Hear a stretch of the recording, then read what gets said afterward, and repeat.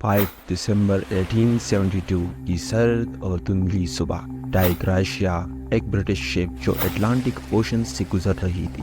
شپ کے captain David مورہوز شپ کے deck پر کھڑے تھے، تب اچانک ان کی نظر سمندر میں ایک شپ کی اور ہوتی ہے۔ پہلے تو اسے لگا کہ یہ شپ اپنا سفر کر رہی ہے۔ کیپٹن نے اس شپ کی اور اشاروں سے کچھ سگنلز بھیجے، پر جب شپ سے کوئی رسپانس نہ ملا تو کیپٹن نے اس کے قریب جانے کا فیصلہ کر لیا۔ جیسے ہی وہ تھوڑا سا قریب پہنچا، شپ کے پچھلے حصے پر کیپٹن کو شپ کا نام صاف نظر آ رہا، یہ میری سیلیسٹ۔ پہلے تو کیپٹن مورہوز کا دل تھوڑا سا بے چین ہوا، کیونکہ وہ اس شپ کو پہلے سے ہی جانتا تھا۔ یہ شپ اس کی ایک قریبی دوست کیپٹن بنجامن برگس کی، جو ایک مہینہ پہلے نیو یارک سے اٹلی کے ایک ساحلی شہر گینوئے کے لیے سفر پر نکلی تھی۔ شپ سے کوئی رسپانس نہ ملنے کی صورت میں کیپٹن مورہوز نے اپنے کریو سمیت اس شپ پر جانے کا فیصلہ کر لیا۔ جیسے ہی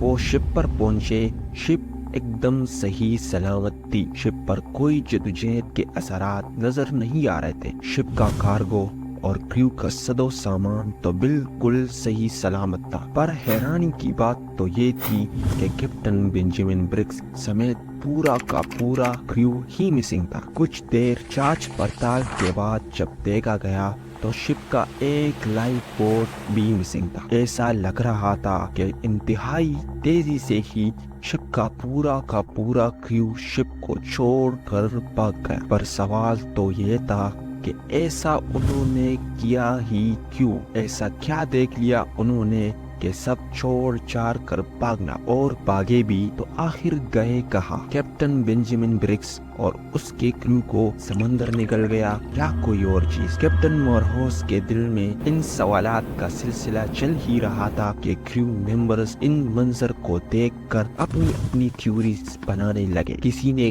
غداری کا الزام لگایا تو کسی نے سمندری طوفان کا ذکر کیا، پر ان میں سے کوئی بھی تھیوری سچویشن کے حساب سے ٹھیک نہیں بیٹھ رہی تھی۔ آخر کوئی اپنی زندگی خطرے میں ڈال کر ایک چھوٹی سی لائف بوٹ میں کیوں بھاگنا چاہے گا، اور وہ بھی اس وسیع اٹلانٹک اوشن میں؟ یہ سوالات حیرت کا باعث بنے ہوئے تھے۔ دراصل اگر یہ کہا جائے کہ میری سیلیسٹ کی ماضی ایک چونکا دینے والی مسٹری سے کم نہیں، تو یہ غلط نہیں ہوگا۔ یہ شپ 1861 میں کینیڈا میں بنائی گئی، جس کا نام ایمیزون رکھا گیا تھا۔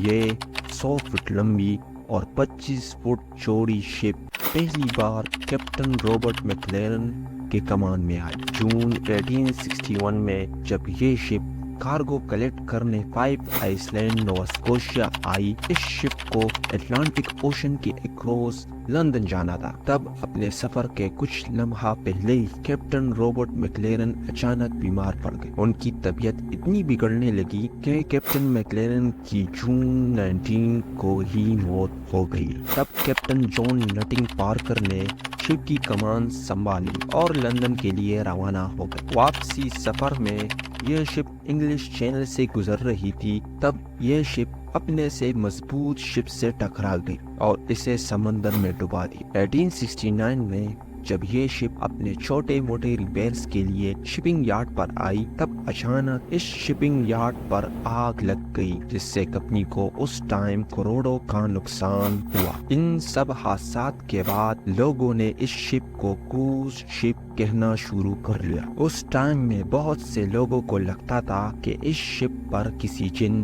یا بھوت پریت کا سایہ ہے، اس لیے جب 1869 میں یہ شپ ریبلڈ ہوئی، تب اس کا نام بدل کر میری سیلیسٹ رکھا گیا۔ ناظرین، لا آف سیلویج کے مطابق اگر کوئی بھی شخص سمندر میں دوسری شپ کو ریکور کرتا ہے تو اسے اس شپ کے کاسٹ کے مطابق ریوارڈ دیا جائے گا۔ اس لیے کیپٹن مورہوز نے میری سیلیسٹ شپ کو ریکور کروا لیا۔ جب کیپٹن مورہوز نے اس شپ کو اپنے ساتھ جبرالٹر لایا، تب اس حیرت انگیز صورتحال کو دیکھ کر کورٹ نے ایک ہیئرنگ بلوائی۔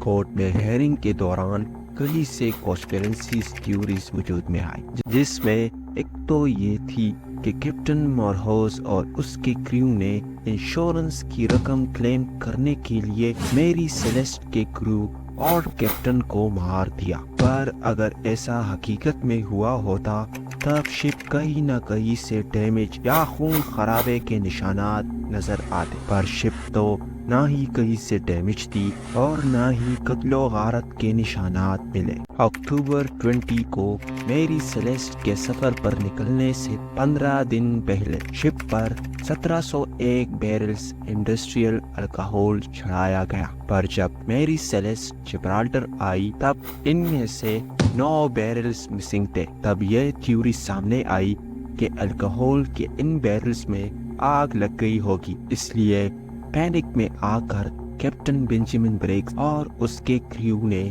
آگ سے بچنے کے لیے لائف بوٹ میں بھاگنے کا فیصلہ کیا ہوگا، اور لائف بوٹ جبکہ چھوٹی تھی اس لیے وہ سمندر کے ان لہروں کو برداشت نہ کر سکی اور ڈوب گئی۔ پر اگر ایسا واقعے میں ہوا ہوتا تب شپ پر چلنے کے اثرات نظر آتے۔ جب کیپٹن مورہوس کو یہ میری سیلیسٹ شپ ملی تب اس شپ کے کیبن میں ہر جگہ پانی تھا، اس لیے یہ تھیوری بنائی گئی کہ شپ میں پانی داخل ہونے سے کیپٹن بریگ اور اس کا کریو پینک میں آ کر لائف بوٹ میں بھاگ گیا، مگر یہ اتنا پانی نہیں تھا کہ پوری کی پوری 100 فٹ لمبی شپ کو ڈبا سکے۔ کسی نے تو یہ تک کہہ دیا کہ سمندری مخلوق نے اس شپ کے کیپٹن اور اس کے کریو کو غائب کر لیا، پر یہ سب کچھ ایک حد تک تھیوریز ہی تھی، اس پر یقین کرنا ایک حد تک مشکل تھا۔ واللہ عالم اس مسٹری شپ کے ساتھ کیا ہوا ہوگا۔